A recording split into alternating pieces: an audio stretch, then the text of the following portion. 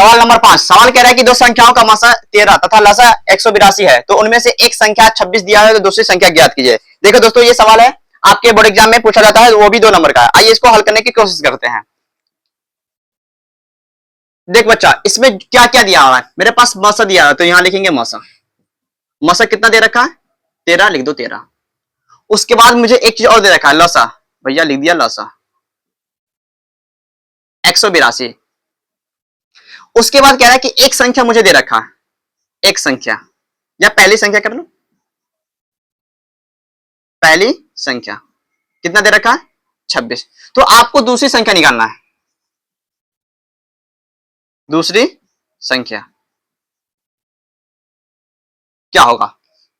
ध्यान से देखिए दोस्तों, आपको ये ऐसा सवाल है, जैसे मान लो आप दूसरी संख्या दे दे, पहले मसा पूछ ले, है ना, क्या बोलते हैं, पहली संख्या दे दे, आपको लसा पूछे, ये मतलब 4 गो चीज में से आपको 3 गो चीज गिवन दिया रहेगा और एक निकालना है ना रहेगा। आइए दोस्तों इसको हल करते हैं।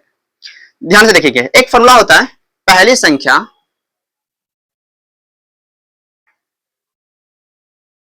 गुने में दूसरी संख्या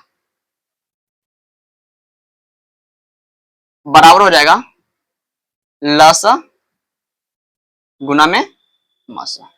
ठीक है, देखो पहली संख्या आपके सवाल में दे रखा है, बिल्कुल दे रखा है, कितना दे रखा है 26, यहां लिखेंगे 26 गुना में। क्या दूसरी संख्या दे रखा है, नहीं दोस्तों यहां पे नहीं दिया, तो हम इसको x मान लेते हैं बराबर में। लसा दे रखा है, तो लसा दे रखा है 182, मैंने लिखा 182। क्या मसा दे रखा है, बिल्कुल दे रखा है, कितना दे रखा है 13, तो मैंने लिखा 13।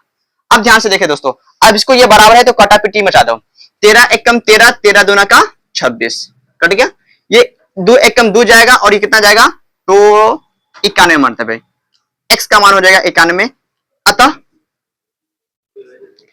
जो आपने माना हुआ है इसको मान लेते x, जो दूसरी संख्या आपका आ गया वो कितना आ गया 91, इसलिए दूसरी संख्या बराबर में